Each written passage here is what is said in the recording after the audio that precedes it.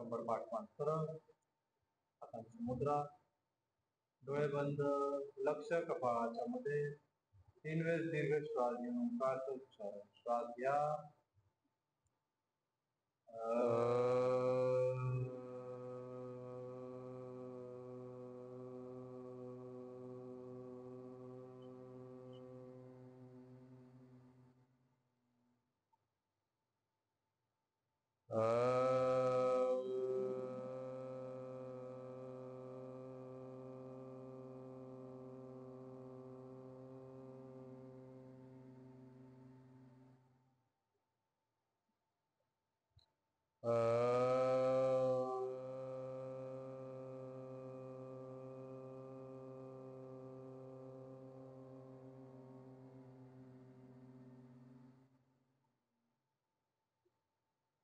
ओम कृष्णाय वासुदेवाय हरये परमात्मने प्रणतः क्लेशनाशाय गोविंदाय नमो नमः।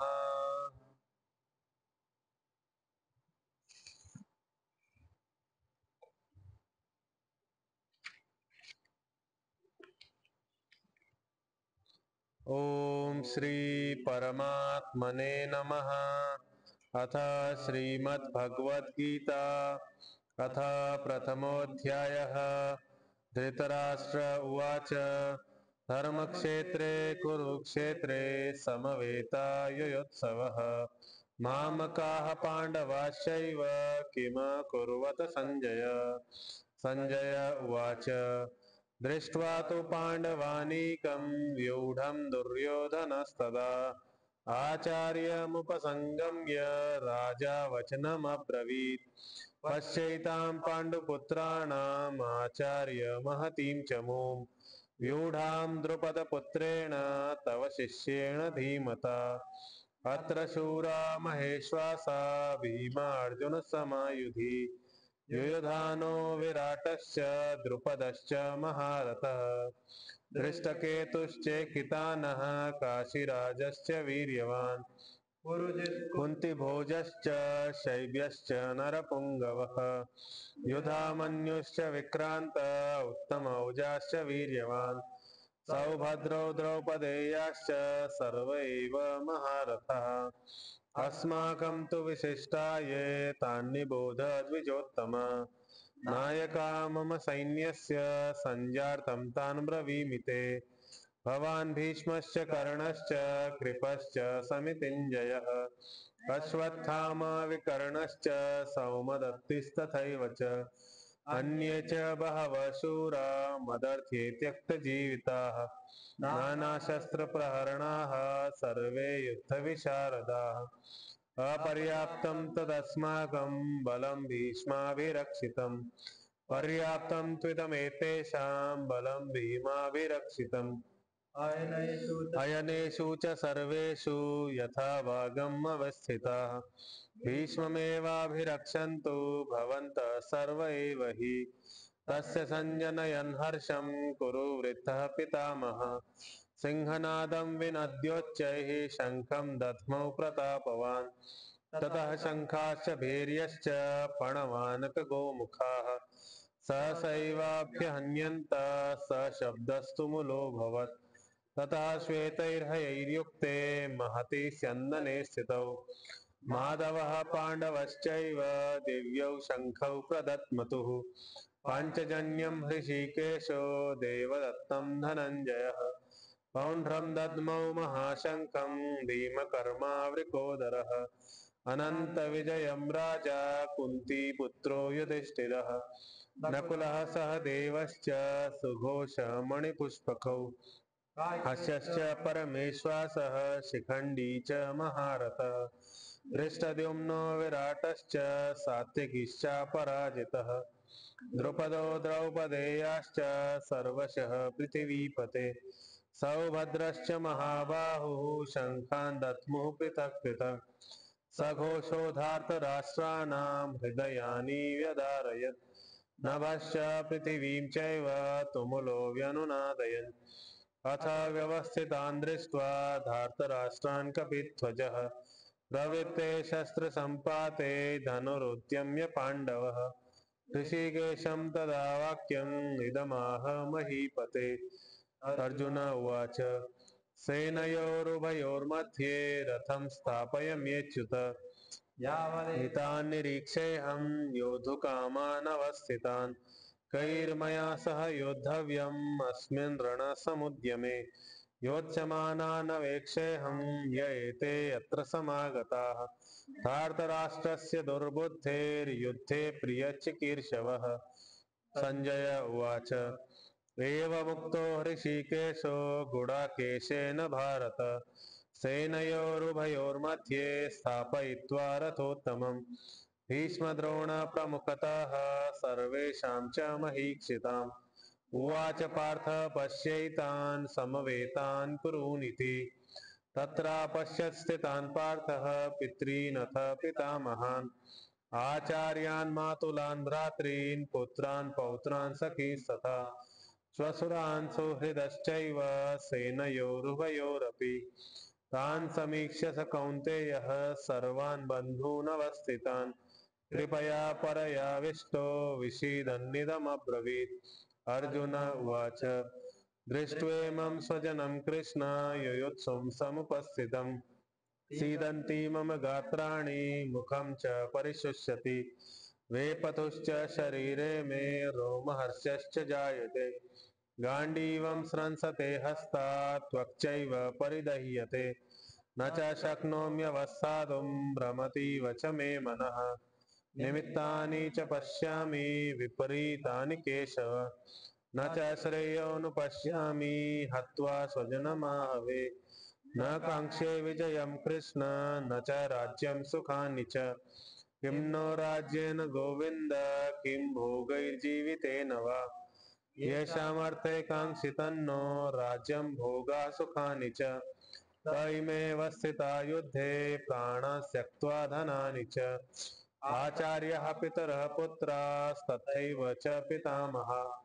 मातुलः श्वशुराः पौत्राः शालाः सम्बन्धिनस्तथा एतान्न हन्तुमिच्छामि घ्नतोऽपि मधुसूदन अपि त्रैलोक्यराज्यस्य हेतुः किं नु मही कृते निहत्य धार्तराष्ट्रान्नः का प्रीतिः स्यात् जनार्दन पापमेवाश्रयेदस्मान् हत्वैतानाततायिनः तस्मान्नर्हा वयं हन्तुं धार्तराष्ट्रान् स्वबान्धवान् स्वजनं हि कथं हत्वा सुखिनः स्याम माधव यद्यप्येतेन पश्यन्ति लोभोपहतचेतसः कुलक्षयकृतं दोषं मित्रद्रोहे च पातकम् कथं न ज्ञेयम् अस्माभिः पापादस्मान्निवर्तितुम् कुलक्षयकृतं दोषं प्रपश्यद्भिर्जनार्दन कुलक्षये प्रणश्यन्ति कुलधर्माः सनातनाः धर्मे नष्टे कुलं कृत्स्नम् अधर्मोऽभिभवत्युत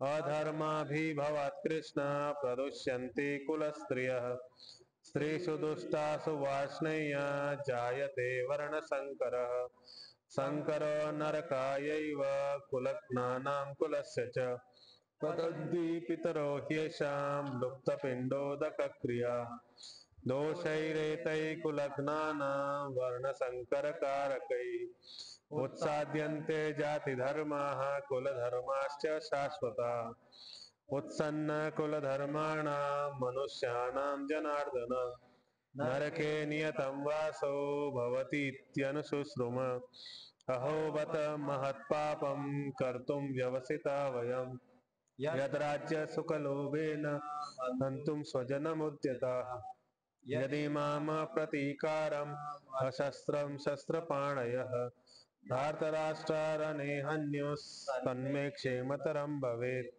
सञ्जय उवाच एवमुक्त्वार्जुनः सङ्ख्ये रथोपस्थ उपाविशत् विसृज्य सशरं चापं शोकसंविघ्नमानसः ॐ तत्सदिति ओम तत्सदिति श्रीमद्भगवद्गीतासु श्रीमद्भगवद्गीतासु उपनिषत्सु उपनिषत्सु ब्रह्मविद्यायां योगशास्त्रे योगशास्त्रे श्रीकृष्णार्जुन संवादे श्रीकृष्णार्जुन संवादे अर्जुन विषाद योगो नाम अर्जुन विषाद योगो नाम प्रथमोऽध्यायः। प्रथमोऽध्यायः। हरिः ओम तत्सत्। हरिः ओम तत्सत्। हरिः ओम तत्सत्। हरिः ओम तत्सत्। हरिः ओम तत्सत्। हरिः ओम तत्सत्। बर याला गीताच का म्हणतात? हे जे अर्जुन आणि श्रीकृष्णजींचा संवाद आहे त्याला आपण गीताच का म्हणतो? श्रीमद भगवत, भगवत तर माहित आहे, भगवत भगवानजीचा आहे. श्रीमत, श्री आणि मत, मत म्हणजे माझं काहीतरी. तर गीता का, गीता का लावलेलं आहे माहिती आहे का कुणाला? व्याकरण दृष्ट्या ह्याचं जर सांगितलं गेलं तर गा धातू असते, गा. गा म्हणजे ज्ञान. गा एक गायनसाठी पण असते ज्यांनी संगीत शब्द बनतो. असं गीता गाऊन म्हणजे गान करून म्हणलेली आहे. युद्धामध्ये, युद्धामध्ये कोणी कल्पना नाही करणार की संगीत असा विषय पण होऊ शकतो. नाहीतर नगाडे आणि ढोल तर वाजतात पण ते संघर्षला पुकारण्यासाठी वाजतात, युद्धाला पुकारण्यासाठी की आम्ही युद्ध सुरू करतोय. ते मजा मस्तीसाठी नाही वाजवत. तसं गीता एक तर अर्थ आहे की त्याचा गान करून म्हणलेला, दुसरा अर्थ आहे गीताचा ज्ञान. श्रीकृष्णांनी जो ज्ञान दिलाय अर्जुनाला, तो ज्ञान हा गीता पुस्तकामध्ये, गीता ग्रंथामध्ये आलेला आहे. त्याच्यामुळे ह्याचं नाव गीता असं व्याकरण दृष्ट्या आपण समजतो. आपल्याला आधी सुरुवातीला धर्मच्या विषयी सांगितलं. तर धर्म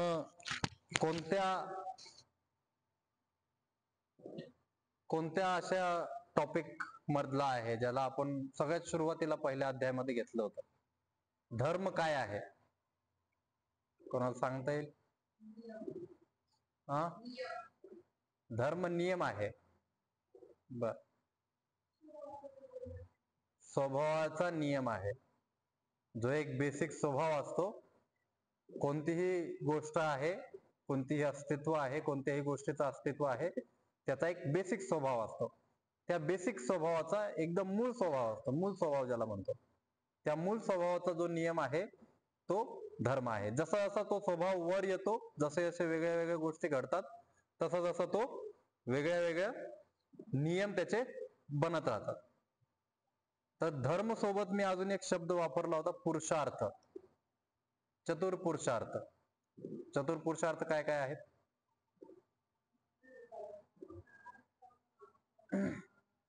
धर्म, अर्थ, काम, मोक्ष.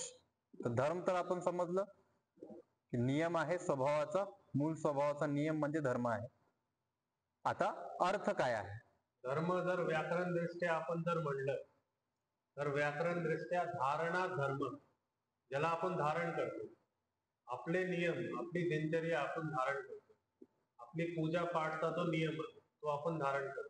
जसं धर्मस्थळामध्ये गेले तर त्याला धार्मिक नियम, ज्या सामुदायिक मध्ये गेले तर आपण त्याला सांविधानिक नियम म्हणतो.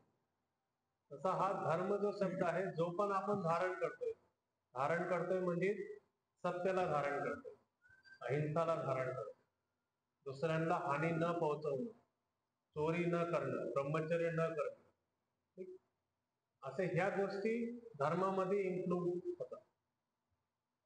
त्यानंतर अर्थ आहे. तर अर्थ काय आहे?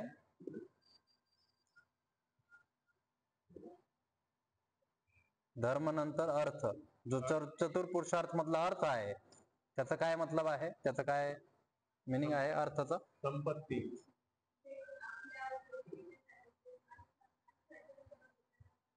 हा, अर्थ म्हणजे जे काय आपण अक्युम्युलेट करतोय. धर्म केल्याने बाहेरच्या गोष्टी आपल्या जवळ येणार, तर ते जे गोष्टी येऊन आपल्याकडे जमा होत आहेत त्याला आपण अर्थ म्हणतो. ते जुन्या काळामध्ये सोना, चांदी, गाय, बैल, जमीन, राज्य ह्या प्रकारे असायचे. आणि आजच्या काळामध्ये घर, बंगला, गाडी, पैसा ह्या प्रकारे आहे. ठीक आहे. अर्थ नंतर काम. काम. काम म्हणजे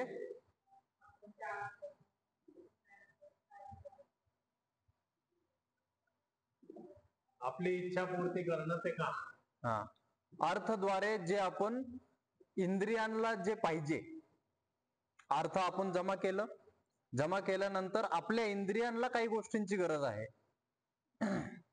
10 इंद्रियांना काही गोष्टींची गरज आहे. 5 कर्मेंद्रिय आहे, 5 ज्ञानेंद्रिय आहे. ते 5 कर्मेंद्रियांना काही गोष्टींची गरज आहे, 5 ज्ञानेंद्रियांना काही गोष्टीची गरज आहे. त्या गोष्टी त्यांना पूर्ण करून देणं, त्या अर्थच्या द्वारे धर्म करून अर्थ कमवून त्याच्या द्वारे स्वतःच्या इंद्रियांना जे पाहिजे ते देणं म्हणजे काम, कामना. आणि ती वासनामध्ये कधी बदलते? काम वासना म्हणतो आपण. नाही, इच्छाचं अधिक सेवन झाल्यानंतर वासना. जसं टीव्ही बघायचा तुमचा टायमिंग आहे अर्धा तास, जर त्याला वाढवला किंवा तुमची इच्छा अजून संपली नाही, त्याच्यातून आसक्ती संपली नाही टीव्ही बघण्याची, किंवा एक रम्य दृश्य पाहिला तुम्ही आणि त्याच्यातून तुमची आसक्ती संपलीच नाही, त्याला सोडूशीच वाटत नाही, ती झाली तुमची वासना. ही इंद्रिय सोडत नाही. त्यांनी एखादी गोष्ट धरली तर ते सोडत नाही. कोणती इंद्रिय ती सोडणार नाही. ती जर धरून ठेवली त्यांनी तर ती वासनामध्ये बदलते. मग त्याला आपण अडिक्शन म्हणतो. काम वासना झाल्यानंतर शेवटी आहे मोक्ष. मोक्ष काय आहे?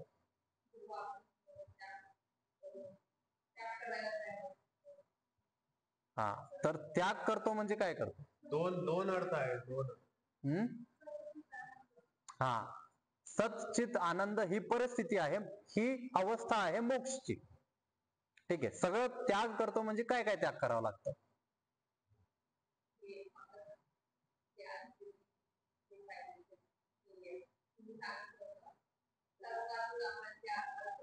हा.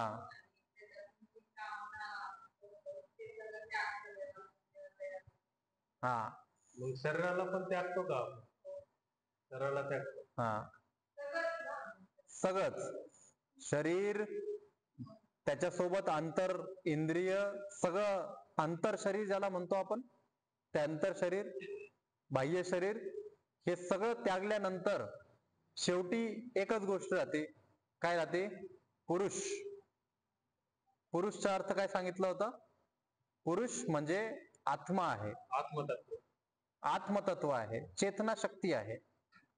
तर ही चेतना शक्ती जी आहे ही स्वतःमध्ये स्थित होणं, याचा कोणाच्या वरही लिप्त, असं म्हणलं जातं. एक प्रश्न विचारला होता दीदींच्या क्लासमध्ये की ज्यावेळेस ती आत्मा सुरुवातीला एकदम अखंड सुरुवातीला ती आत्मा शुद्ध आहे, ती आत्मा एकदम प्युअर आहे, तिला कोणत्याही गोष्टीचा अटॅचमेंट नाहीये, काय नाहीये.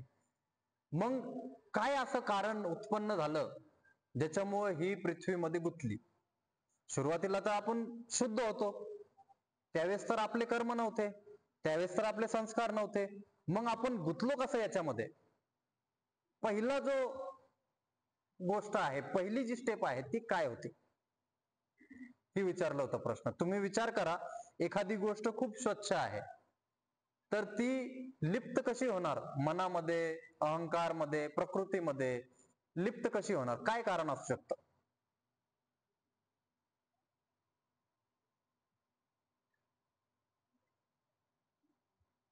तर हे सांगताना उपनिषदमध्ये, वेदमध्ये असं सांगितलं की अज्ञान हा कारण झाला.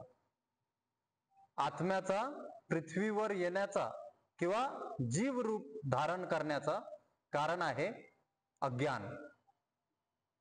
अंधकार होता त्यावेळेस. ती शुद्ध तर होती, तिचं चित्त पण एकदम शुद्ध होतं, तिचं जो अस्तित्व आहे तो आनंदपूर्वक होतं. ठीक, आणि तो कायम होता, सत होता. पण अंधकार होता, चारी बाजूला अंधकार होता. आणि चारी बाजूला अंधकार असल्यामुळं अज्ञानमध्ये प्रकृती सोबत लिप्त झाली अज्ञानमध्ये, कमून की माहीतच नाहीये मी कोण, हे कोण, हे कोण असं माहीत नसल्यामुळं ज्ञान नाहीये. ज्ञान नसल्यामुळं लिप्त झाली कशासोबत?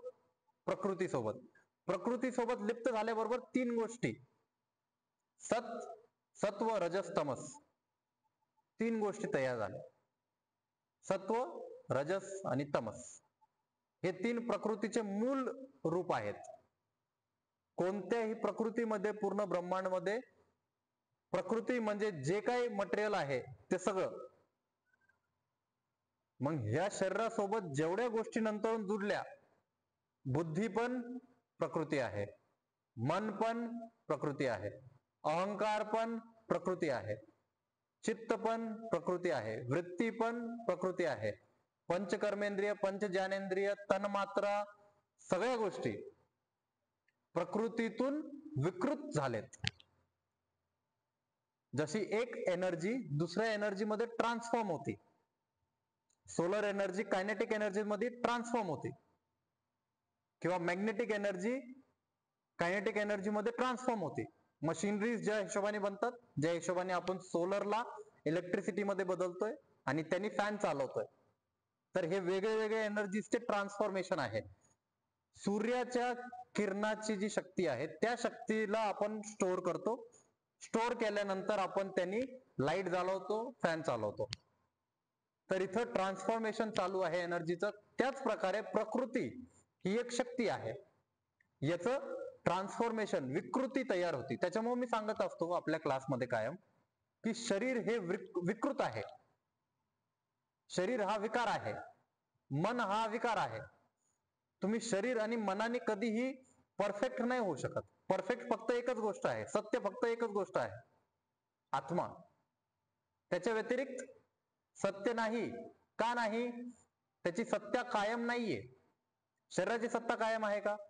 दुःखाची सत्ता कायम आहे का? सुखाची आहे का? मनाची आहे का? विचारांची, वृत्तींची, कशाचीच सत्ता कायम नाही. आत्मा सोडून कशाचीच सत्ता कायम नसल्यामुळं हे सगळं विकृत आहे. आणि जे विकृत आहे त्याच्यासाठी स्वतःच्या आत्म्याच्या चेतनाचा स्तर खाली पाडणं हा पाप आहे. म्हणजे आपण काय करतो? आपली चेतनाचा स्तर खूप चांगला आहे, पण माझ्या मनाच्या हिशोबाने गोष्टी घडल्या नाही, माझा शरीर माझा साथ देत नाहीये, माझं मन माझा साथ देत नाहीये, ह्या गोष्टींना धरून स्वतःची चेतनाचा स्तर खाली पाडणं. चेतनाचा स्तर खाली पाडणं म्हणजे काय हे पण मी सांगितलंय. चेतनाचा स्तर खाली पाडणं म्हणजे काय? नेगेटिव्ह विचार किंवा दुसऱ्या दृष्टीने जर आपण विचार केला तर कुंडलिनी शक्तीच्या विषयी मी सांगितलं होतं. वेगळे वेगळे चक्र आहेत, त्या चक्रातून ज्यावेळेस शक्ती वर उचलली जाते त्या शक्तीला आपण म्हणतो की चेतनाचा स्तर वर आहे. ती शक्ती ज्यावेळेस खाली जाणार, चेतनाचा स्तर खाली आहे. तर जेवढं तुम्ही खालच्या पातळीचा विचार करणार, ती विकृत गोष्टीसाठी तुमची चेतनाचा स्तर खाली पडतोय. आणि कशामुळे खाली पडतोय? अशा गोष्टींमुळं ज्या गोष्टींचं अस्तित्व दीर्घ काळासाठी किंवा कायम त्याची सत्ता नाहीये, अशा गोष्टींसाठी. मग आपण महत्व फक्त आणि फक्त सच्चित आनंद ह्या आत्म्याला दिलं पाहिजे. तर मोक्षचा जर आपण मोक्षला जसं तुम्ही सांगितलं होतं की मोक्षची परिभाषा करताना आपण मोक्षला काय म्हणलं? तुम्ही म्हणले की सगळं त्यागून, सगळं सोडून परत ह्या जीवनामध्ये यायचं नाही, आपल्याला परत हे जीवन नकोय, असं जर आपण कोणाला सांगितलं तर तो काय म्हणणार? हे डिप्रेशन मध्ये आहे माणूस. बरोबर? ह्याला त्रास आहे खूप, ह्याला खूप त्रास आहे, त्याच्यामुळे हे असं म्हणतोय की मला हे जीवन परत नकोय, हे दुःख परत नकोय मला. पण सुख परत पाहिजे का? सुख परत पाहिजे का? जर दुःख नाही पाहिजे तर सुख पण नाही भेटणार. तर तिथं सुख पण नाहीये, दुःख पण नाहीये, पण काय आहे? जर आपण ह्या प्रकारे सांगितलं की मोक्ष आपल्याला का पाहिजे, मला मोक्ष का पाहिजे? मला मोक्ष याच्यामुळे पाहिजे की माझी सत्ता कायम राहावा, माझं चित्त शुद्ध राहावा आणि माझं आनंद हे कायम राहावा. ह्या 3 गोष्टी जर कायम माझ्याकडे राहिल्या तर मला कोण म्हणणार का नेगेटिव्ह माणूस, का डिप्रेशन मध्ये माणूस? नाही म्हणणार. काय म्हणणार की याच्यामध्ये सत्ता कायम म्हणजे याच्यामध्ये एनर्जी आहे.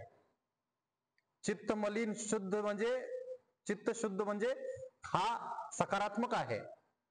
एनर्जी, फुल पॉवर, त्याच्यानंतर शुद्धता, सकारात्मकता आहे आणि आनंदमयी आहे, आनंद आहे.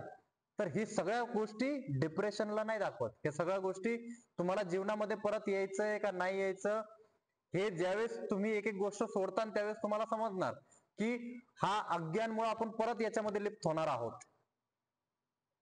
ठीक आहे, पूर्ण शून्य. तर याच्यामध्ये सांगितलं श्रीकृष्णाने की सगळं झाल्यानंतर पण तुम्ही सच्चित आनंद हा जो स्वरूप आहे, हा स्वरूप ह्या शरीरासोबत पण ठेवू शकता. हे शरीर असून पण तुम्ही ठेवू शकता. कसं ठेवू शकता?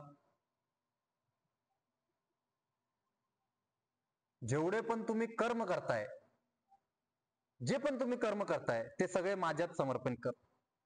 कृष्ण म्हणतायत मला समर्पित करा सगळे कर्म. मला जर तुम्ही सगळे कर्म समर्पित केले तर तुमचे सगळे संस्कार मला समर्पित. सगळे संस्कार समर्पित म्हणजे चित्त तुमचं शुद्ध झालं. चित्त मध्ये काय आहे? संस्कार येतात. तुम्ही तेच मला समर्पित केले तर चित्त तुमचं शुद्ध झालं. चित्त शुद्ध झालं तर आपोआप आनंद आणि सत्ता हे सोबत जोडून येतं. ठीक आहे. तर धर्म, अर्थ, काम, मोक्ष हे पुरुषार्थ आहे, चतुर्पुरुषार्थ आहे. त्यानंतर आपण चर्चा केली की डिप्रेशन, विषादपणा, हा डिप्रेशन जो आहे, हा डिप्रेशन आल्यानंतर शरीरावर कसा त्याचा परिणाम होतो? शरीरावर कसा परिणाम होतो त्याचा कोणी सांगू शकतं मला? डिप्रेशन आल्यानंतर माझे थरथर का कापणार हात? माझ्या हातातून धनुष्यबाण का सोडलं जाणार?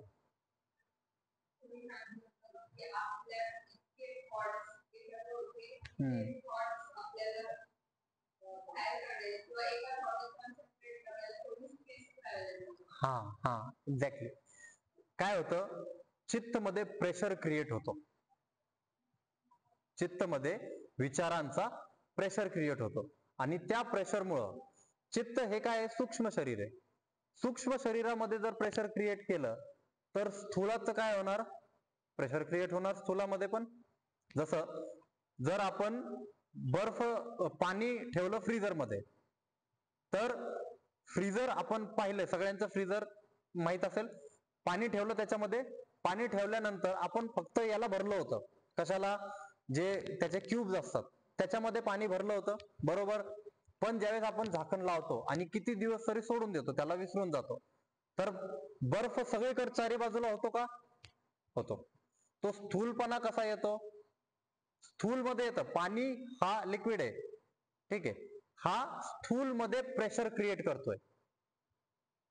फक्त त्याच्यामध्ये राहतो का? त्याच्या बाहेर पण येतो बर्फ, बाहेर पण सगळीकडे पसरतो बर्फ, बरोबर. तर असं प्रेशर चित्तामधून शरीराच्या एक एक इंद्रियामध्ये येतं आणि आपल्या न्यूरॉन्स मध्ये, न्यूरॉन्स म्हणजे आपल्या समजा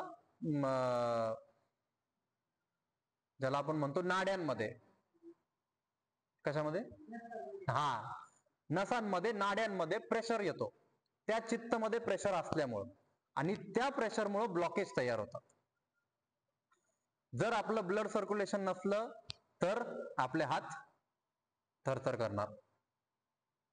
तर हा प्रेशर मुळे ब्लड सर्क्युलेशन होतोय आणि याच्यामुळं ब्लड प्रेशर हाय, लो, ह्या सगळ्या प्रकार डिप्रेशन, स्ट्रेस, एन्झायटी, टेन्शन, राग, द्वेष या सगळ्या गोष्टींमुळे येतात. त्याच्यानंतर आपण समजलं की स्वर्ग काय आहे, नर्क काय आहे आणि स्त्रीचं महत्व आणि अर्जुनाने सांगितलं की कसं कसं कुलचं नाश होतो.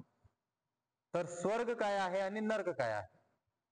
जर आपण ह्याच शरीरामध्ये स्वर्ग आणि नर्क सांगायचं तर कसं सांगणार? ह्या शरीरामध्ये स्वर्ग आणि नरक कसं आहे? हा मध्य आहे, हे स्वर्ग आहे आणि याच्या खाली नरक आहे.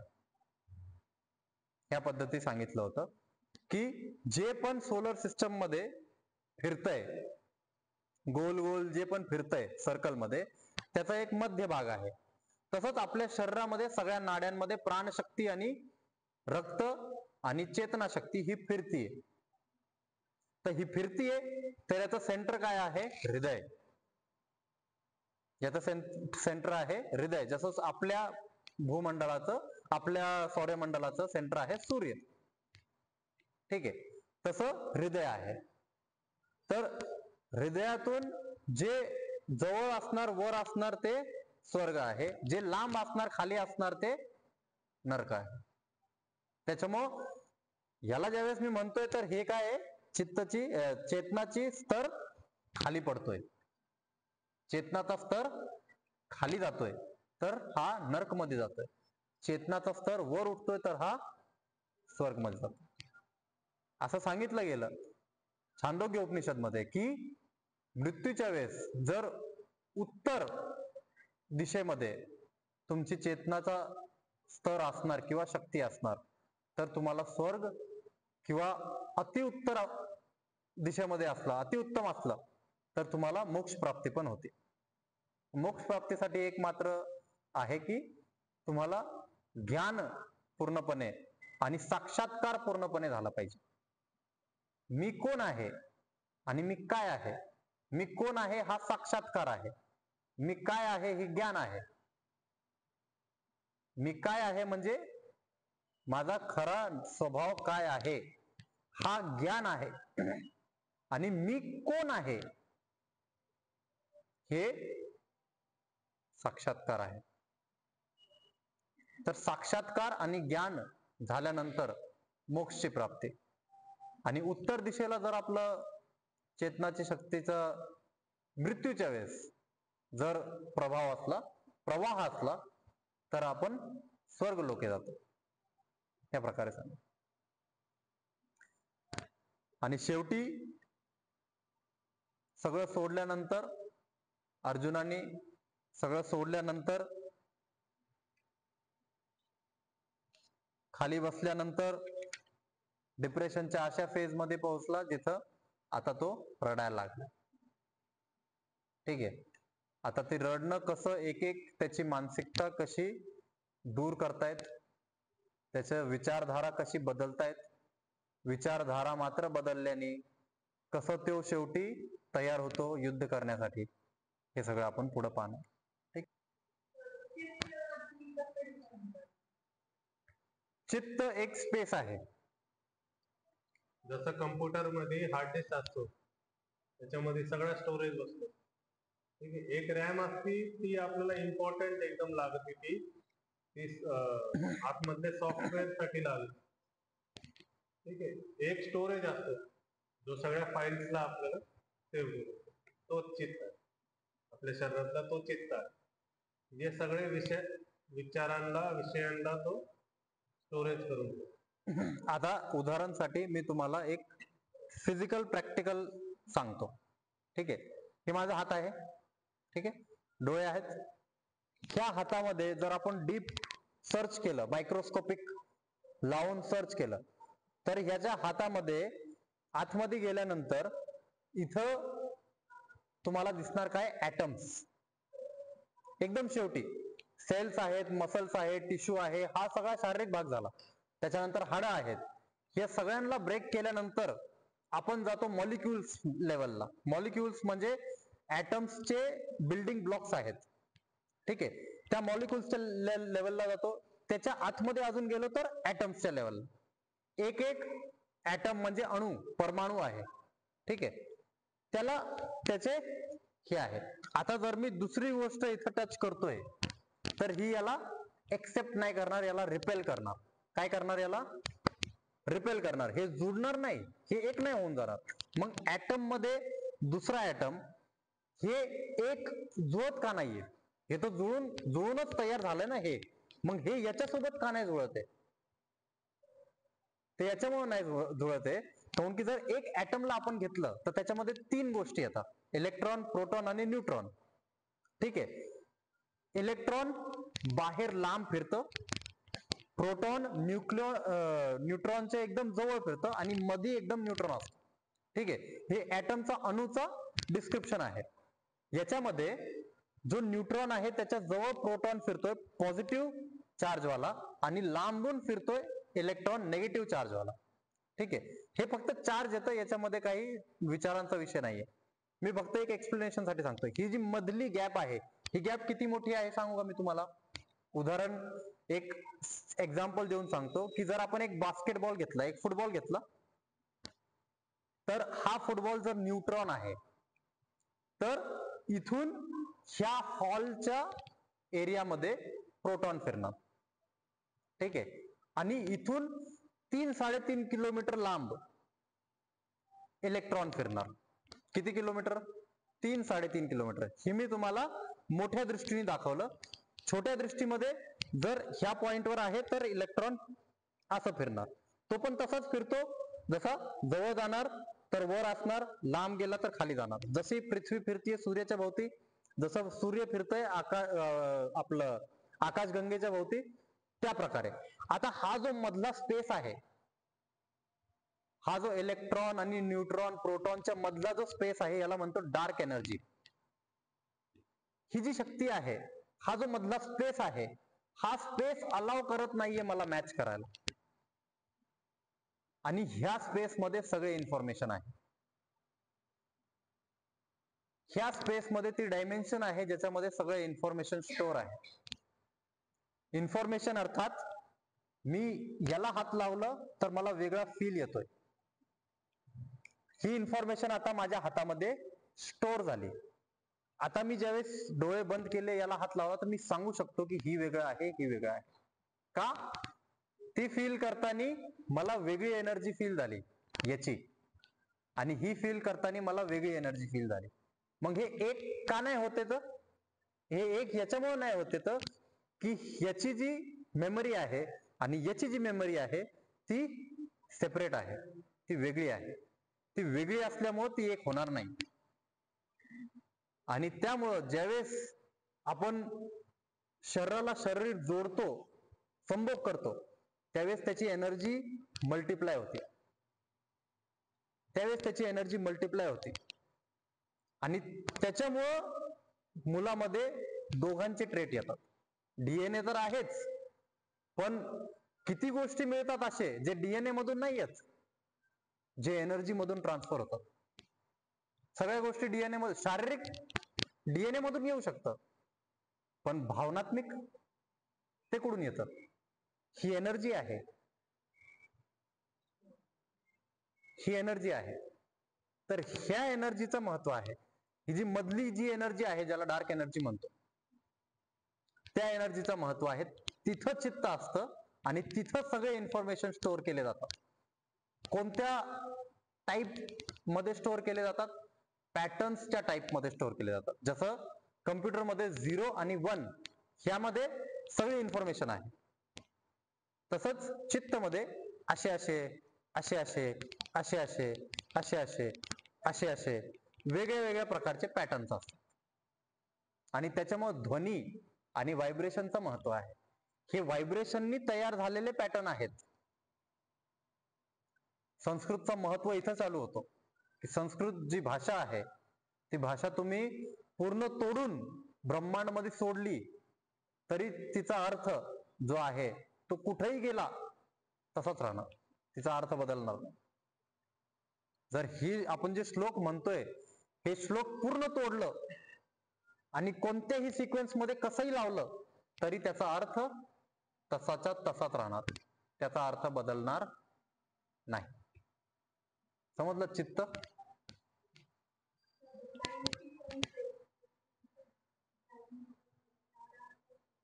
हा हा त्यांना ते शिकवतात आणि त्यांच्यामध्ये ती जास्त असतं. का? काऊन की त्यांचं एक जे इंद्रिय आहे ती बंद पडलंय, तर सगळी कॉन्शियसनेस कुठं असणार? इथं असणार, स्पर्श मध्ये. सगळी कॉन्शियसनेस इथं असणार आणि सगळी कॉन्शियसनेस इथं असल्यामुळं ते जास्त प्रमाणात आपल्यापेक्षा जास्त चांगल्या प्रकारे स्पर्श करून अनुभव करू शकतात. आपण डोळ्यांनी पाहतोय त्याच्यामुळे आपल्याला तो स्पर्श तेवढ्या चांगल्या प्रकारे नाही जाणवत. का? चेतना शक्ती इथं पण आहे आणि इथं पण आहे, बायफरकेट होती ती शक्ती, त्याच्यामुळे जास्त ग्रास ओढून नाही घेऊ शकत आपण. त्याच्यातलं जो ज्ञान आहे, त्याच्यातलं जे इन्फॉर्मेशन आहे, त्या इन्फॉर्मेशनला ग्रास्प आपण नाही करू शकत. इथून ग्रास्प करतोय, त्याच्यामुळं इथून ग्रास्प करतोय आपण इन्फॉर्मेशन. आणि जेवढं पण इन्फॉर्मेशन आपण लहानपणीपासून, जेवढे आपले 84 लाख योनीपासून आपण ग्रास्प केले, ते सगळे आपल्या चित्तामध्ये आहेत. आणि हे चित्त आपण कॅरी करतो, पुढच्या जन्मी पण कॅरी करतो. हे चित्त ज्यावेळेस शुद्ध होणार त्यावेळेस मोक्ष भेटणार, लक्षात ठेवा. तर सोपं नाहीये. म्हणजे ह्याच जन्मी आपण जी तपस्या केलेली आहे त्याचा फळ ह्याच जन्मी भेटल असं कोणी सांगू शकत नाही. ते पुढच्या कोणत्या जन्मामध्ये भेटणार ते माहित नाही आपल्याला. आणि ह्या काळामध्ये रावणाने बोल हा एफडी मल्टिप्लाय होत चाललंय. रावणाला रावण बनण्यासाठी पण कित्येक जन्म घ्यावा लागला. म्हणजे त्याच्या बॅक स्टोरी मध्ये असं आहे की तो द्वारपाल होता, विष्णूजींचा द्वारपाल. कितीतरी जन्म आधी, ठीक आहे. असे 2 द्वारपाल होते. एक द्वारपाल रावण, तर 4 ब्राह्मण येत होते. ब्राह्मण देवता विष्णूला भेटण्यासाठी येत होते. त्यांनी काय सांगितलं द्वारपालांनी, तुम्ही जा, काय गरज नाही. आणि एकदम लहान होते, असे 8 किंवा 11 वर्षाचे 12 वर्षाचे मुलं असते. तुम्ही लई छोटे तर तुम्हाला काय विष्णूजी भेटणार नाही. ते शयन मध्ये, ते निद्रा अवस्थामध्ये आहेत. द्वारपाल नाही, द्वारपाल ते मोठे होते. ऋषी, जे 4 ऋषी होते ते छोटे छोटे होते, 8-12 वर्षाचे असतील. तर जेव्हा ते गेले तर त्यांनी ते द्वारपालांनी त्यांना पाठवून दिलं. मग ऋषींनी डायरेक्ट म्हणले तुम्ही आम्हाला भेटून दिलं नाही, त्यासाठी आम्ही श्राप देऊ. आता ऋषी जरी आहेत, त्यांनी तेवढी तपस्या केली, पण त्यांच्या वचनामध्ये तेवढी ताकद आहे की श्राप दिला तर सत्य होतो. आणि ऋषींच्या श्रापामुळं सगळे घाबरायचे, कारण की त्यांनी तेवढी तपस्या केलेली, त्यांनी तेवढा सत्यता आचरण केलं. तरच ती घटना, म्हणजे त्यांच्या बोलण्याचा प्रभाव दुसऱ्यांवरती पडत असतो.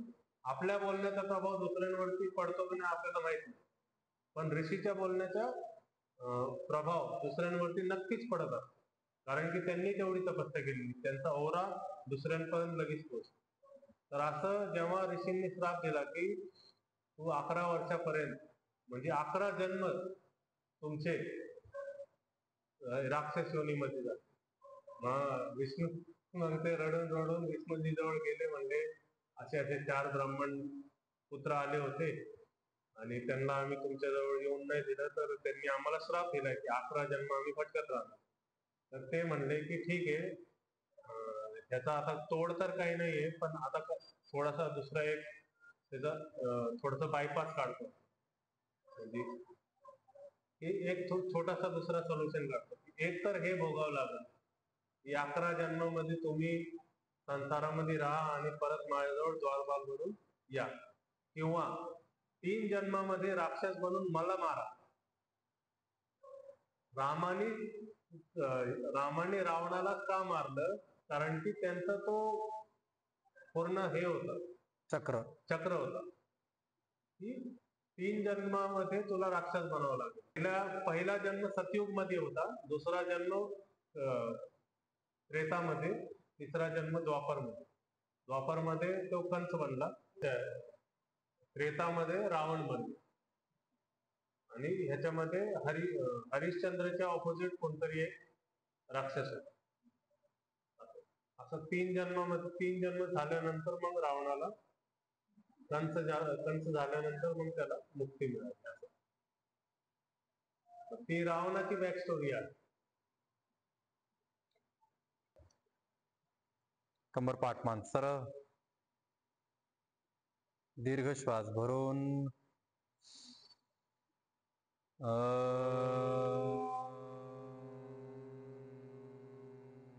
देव शांती शान्तिरन्तरिक्षं शान्तिः पृथ्वी शान्तिरापः शान्तिरोषधयः शान्तिः वनस्पतयः शान्तिर्विश्वे देवा शान्तिर्ब्रह्म शान्तिः सर्वं शान्तिः शान्तिरेव शान्तिः सामा शान्तिरेधि ॐ शान्तिः शान्तिः शान्तिः